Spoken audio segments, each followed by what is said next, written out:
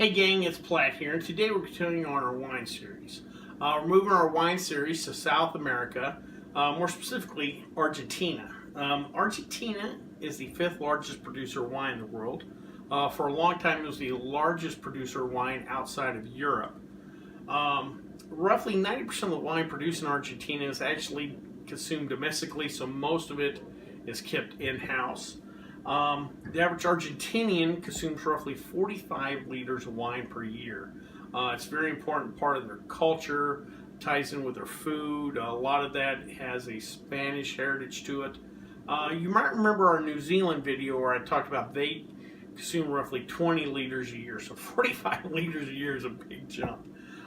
It's such an important thing that in 2010 the Argentinian government declared wine as the term they use, their national liqueur. I'm going to assume that's reference to a national alcoholic beverage. Viticulture was introduced to the country in 1556 by Spanish missionaries. That next year in 1557 they created the first full-time vineyard in Santiago del Estero. Like a lot of the Spanish colonies at the time, most of the wine produced was kept domestically. It was used for religious ceremonies and just kind of bulk wine. It wasn't meant for export. Another thing that has hurt Argentinian wine exports throughout the years is its economy. Argentina, for the most part, has had a very troubled economy. However, at one time it was a very powerful country. In the 1920s, it was the 8th wealthiest country in the world. When the Great Depression hit, though, it never bounced back, and since then they've had a series of different rulers, coups, poor economic policies. In the 1980s they had hyperinflation, and this really prevented foreign investment into its wine industry.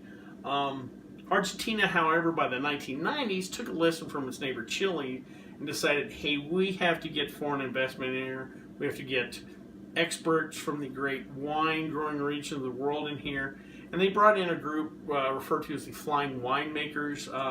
They were winemakers from California, France, Spain, Italy that came down in the off season. Remember, South America has a different growing season, or opposite growing season to those in the northern hemisphere, and those guys would come down and help out and consult with the vineyards in Argentina.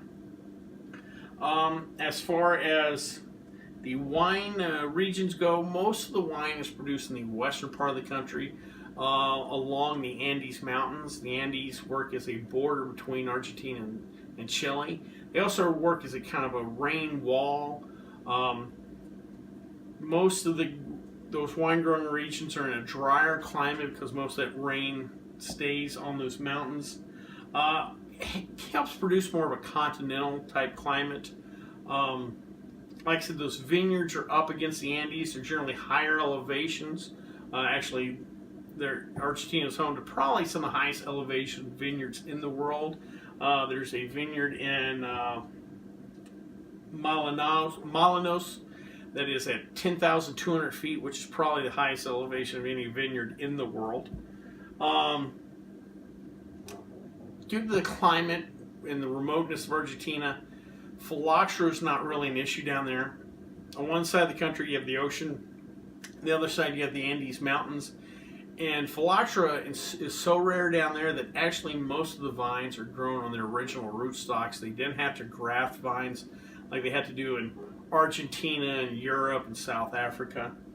As far as major wine growing regions, we're looking at Mendoza, La Rioja, Salta, and Rio Negro. Mendoza is the powerhouse down there. Roughly 70% of the wine is produced in Mendoza. It's definitely, like I said, the biggest wine growing region. Grape-wise, reds, we're looking at Malbec, which is probably what Argentina is most known for. Barnado, Cabernet Sauvignon, Syrah. Whites, we're looking at Pedro Jimenez, which is different than the Pedro Jimenez from Spain. Moscato and Torrentes. Pedro Menace down there is the most planted white grape, but it's generally used in bulk wine production. It's not something you're going to see a varietal label on or something for high quality wines. The particular wine we're going to try today is the Santa Ana Classic. It's actually Sauvignon Blanc. Argentina is not necessarily known for Sauvignon Blanc, but it's home to a lot of the classic wine varieties, including a lot of the French classics, Pinot Noir, Merlot, Cab, and Sauvignon Blanc is one of those. Comes in at 12.5% alcohol by volume. This particular wine is from the Mendoza region, which, like I said, is the kind of big dog down there.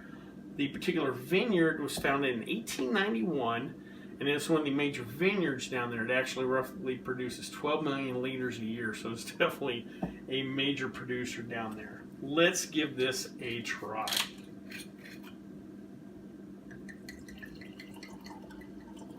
All right.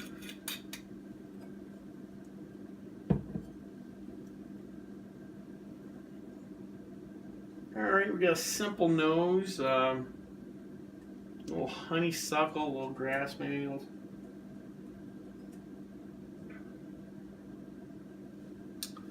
Alright,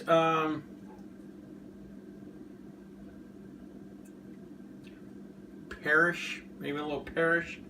Don't get a lot of acidity to it. Very drinkable, the viscosity is kind of light.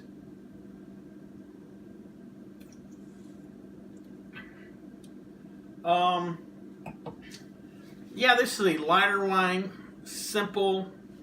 I won't say this though, kind of refreshing or quenching. This is definitely a warm weather kind of wine. I'm not sure the food pairing. This seems like more of a drink alone wine than something I necessarily match with food. But overall, very light, kind of refreshing. Thinking of this as like a patio drinker on a spring day kind of thing. Overall, okay, nice. I guess in not the most convincing way.